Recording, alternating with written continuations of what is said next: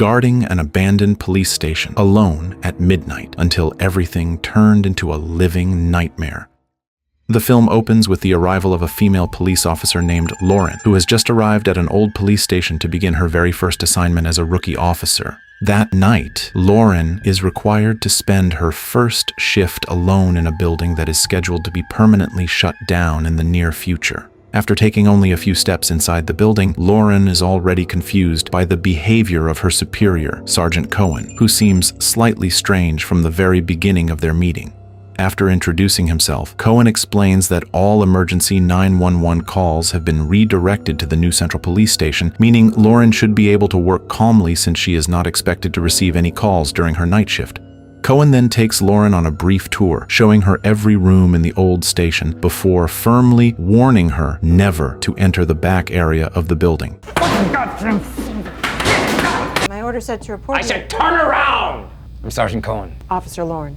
I guess I don't understand what I'm doing here. I thought the new station was up and running already. Oh, yes it is. 911 calls have been rerouted to the new station. That's Holden. You don't have to go down there. In the evidence storage room, Cohen further explains that there are still several remaining items that must be guarded until the janitor arrives to collect them around 10 o'clock that night. Before leaving Lauren alone, Cohen also reminds her not to leave the station until her shift has officially ended. This room contains enough hazardous material, all the vile crap that we collect from perps and crime scenes that do not leave the premises. Due to the extremely quiet atmosphere, Lauren begins to feel bored and eventually falls asleep in the operator room. However, her sleep is abruptly interrupted when the lights suddenly emit a short-circuiting sound. As she is about to check the source of the problem, the phone in the operator room suddenly rings. Lauren quickly answers it, only to hear the terrified voice of a woman on the other end before the call is abruptly disconnected. Sanford Police Department. I think they might all be dead. I'm sorry, are you injured?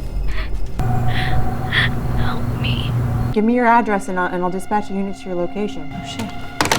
Sensing that something is wrong, Lauren immediately contacts the central office and complains that the old station is still receiving emergency calls, even though all lines were supposed to have been transferred to the new building.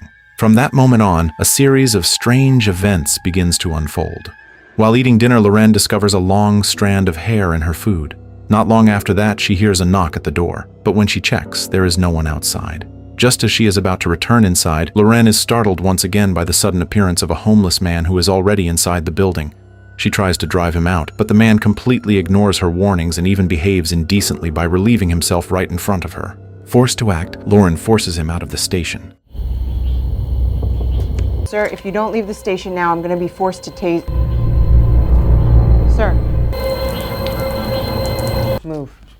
Move! Get out! After cleaning the filthy floor left behind by the incident, Lauren hears another strange sound coming from the pipes. Driven by curiosity, she heads toward the back area of the building, even though Cohen had explicitly forbidden her from going there. Inside one of the toilets, Lauren is shocked by how filthy and neglected the room is. She continues exploring the back rooms of the station until she reaches the officer's locker room. When she opens one of the lockers, Lauren finds a photograph of herself with her father from when she was a child. It is revealed that Lauren's father was also a police officer who died while on duty at that very station. Not long after, the office phone rings again, and this time the call comes from the same woman who contacted Lauren earlier. She introduces herself as Monica.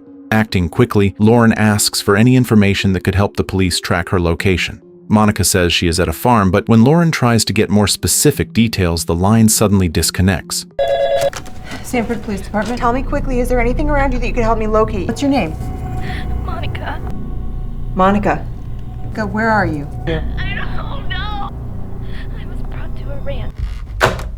A moment later, the phone rings again, but this time it is Joe, the male janitor, previously mentioned by Sergeant Cohen. Joe explains that he will arrive late because he is finishing another job and estimates that he will not reach the station until just before 4 in the morning. Although Lauren sounds slightly annoyed, she accepts his explanation. She then contacts the central office again to report Monica's call, but the operator doubts her story, explaining that according to the system, all emergency calls should have already been fully redirected to the new building. Trying to calm herself, Lauren starts reading a book, but she is suddenly startled when the cabinet directly behind her moves on its own. As she stands up to check it, a suspicious noise comes from the back area of the station. Lauren follows the sound and is shocked to find that the homeless man she had previously kicked out has returned and is now rummaging through files in the evidence room.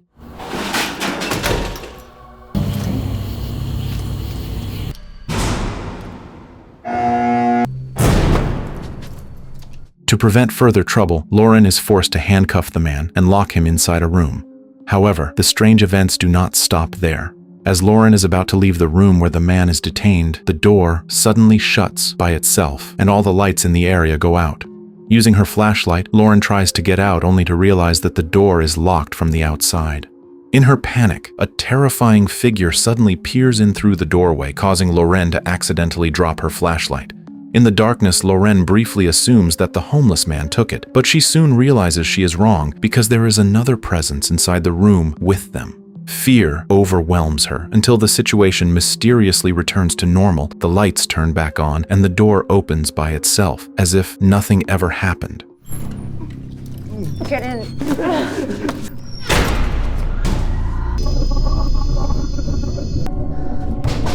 Hello?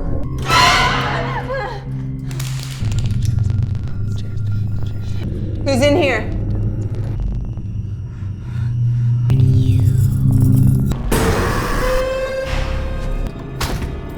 Lauren briefly considers calling Sergeant Cohen to resign, but she changes her mind, remembering that becoming a police officer has been her dream since childhood, and she refuses to give up so easily.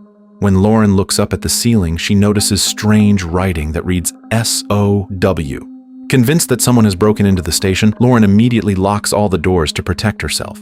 However, as she is about to lock the back door, she sees a blonde woman named Marigold casually smoking nearby. Lauren tells her to leave, but Marigold calmly says she will go after she finishes her cigarette. Unexpectedly, Marigold begins telling Lauren that she had once been held at this police station after being arrested in the past. She then talks about the holding cells in the back of the building, which once contained 3 members of the Paymon family for suspected involvement in occult, kidnappings, and the massacre of several girls. Lauren responds by saying that her father, who was also a police officer, had killed the Paymon family at the crime scene. Marigold denies this and explains that the Paymons were not killed at the scene but were captured alive and brought to the same station where Lauren is now working. Marigold continues by saying that while the Paymon family was being held, she once heard horrifying singing coming from their cell, as if they were performing some kind of worship ritual.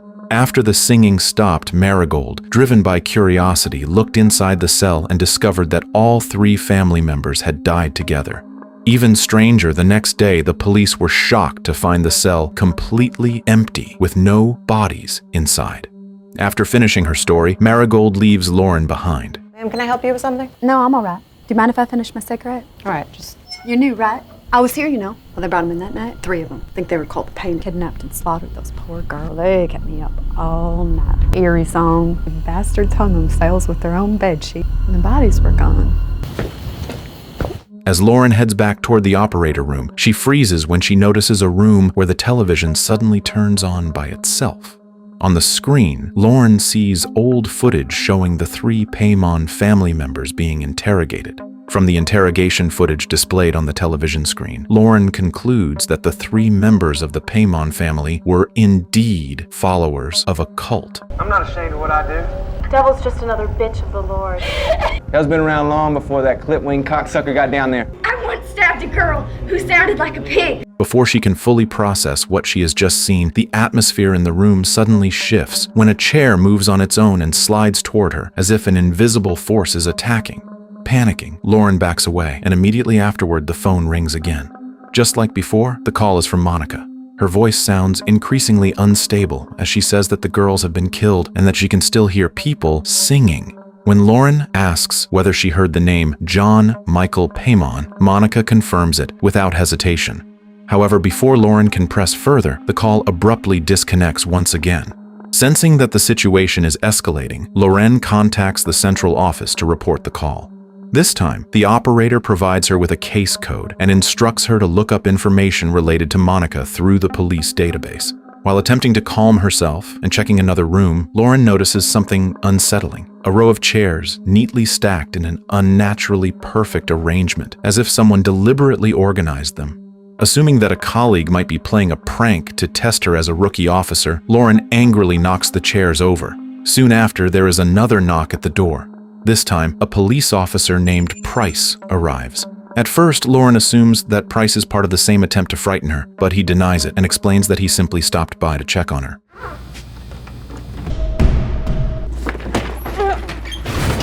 All right, enough. You guys, you got me, all right? You guys are a bunch of fucking cowards. I don't think that we're on the same page. I came over here to check on you. After she lets him in, Price reveals that he used to be her late father's partner. He recounts the night they handled the Paymon family case, when he and Lauren's father arrived first at the scene to rescue the kidnapped girls.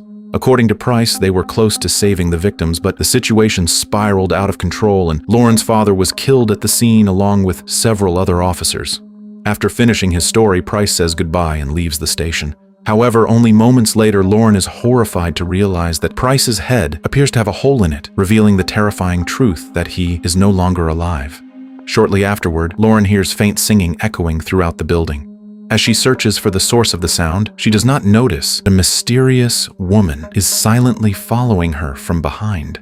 When Lauren finally reaches the room where the sound originates, she is stunned to see several girls sitting together and singing. After that disturbing sight, Lauren rushes back to the evidence room only to find it in complete disarray once again. Feeling that everything is spiraling out of control, she calls Sergeant Cohen to report what she has experienced. But instead of reassuring her, Cohen tells her that if she cannot handle the job, she should be prepared to face termination. Follow my soul.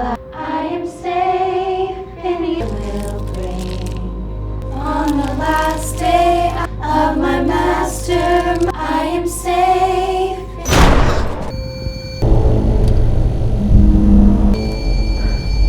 Sir, this is Officer Lauren. Then why the fuck are you calling me? I just don't know if I can finish the end of this shift, sir.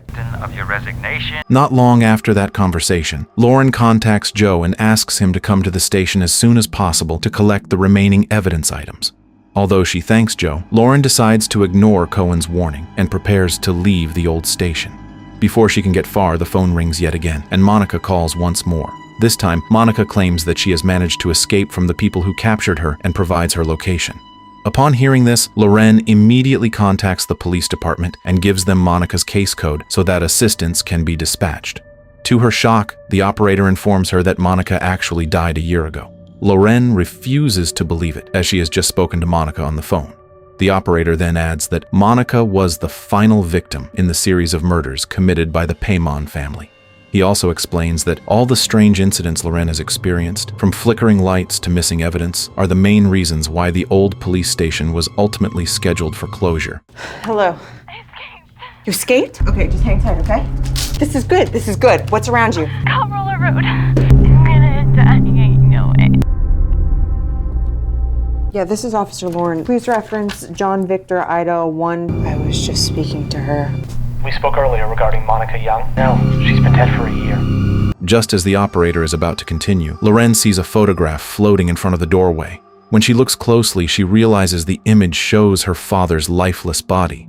It does not stop there, as she also sees a photograph of Price's body, along with images of the murdered girls and various pieces of evidence connected to the Paymon family, now displayed all along the corridor of the station. Seeing the horrifying photos lining the corridor, Lauren desperately tries to calm herself, but her effort fails when her ears suddenly ring loudly and her head feels heavy.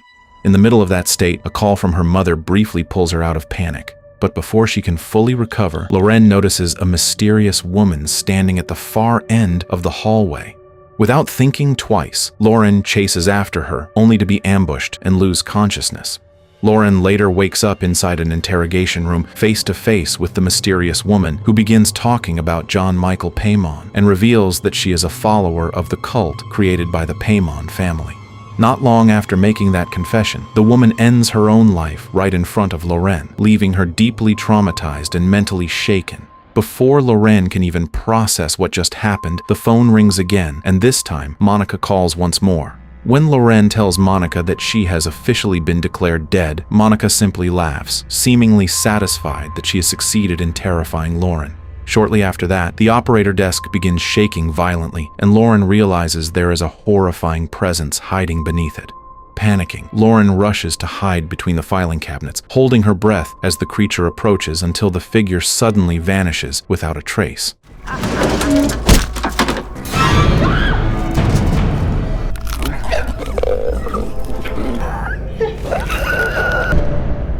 Unable to endure any more of the strange events, Lauren attempts to escape the old police station. But her effort is futile, as every door is tightly locked, and even the windows cannot be broken by her gunfire.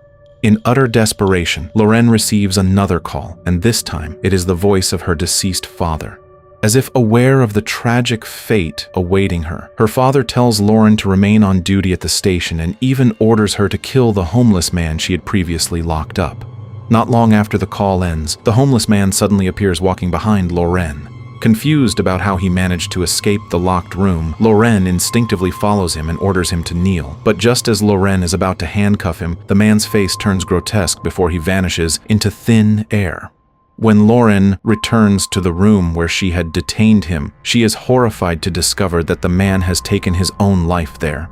The terror escalates even further as Lauren begins seeing visions of cult rituals performed by the Paymon family, everything feeling disturbingly real, as if she is truly trapped inside their spiritual game.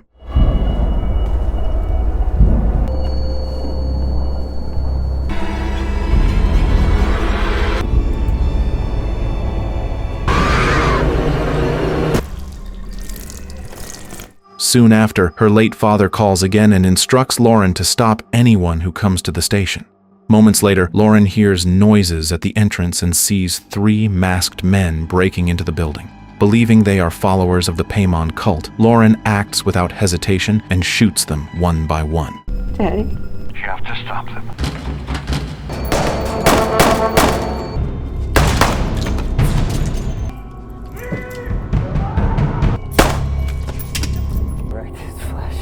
The bitter truth is revealed when Sergeant Cohen suddenly appears and shoots Lauren, and in that moment she realizes that the 3 people she just killed were actually janitors who had come to do their job. With her mind completely shattered, Lauren slowly loses control of herself. The voices that have been haunting her grow clearer, and without realizing it, her lips begin chanting the worship song she had only heard in recordings before.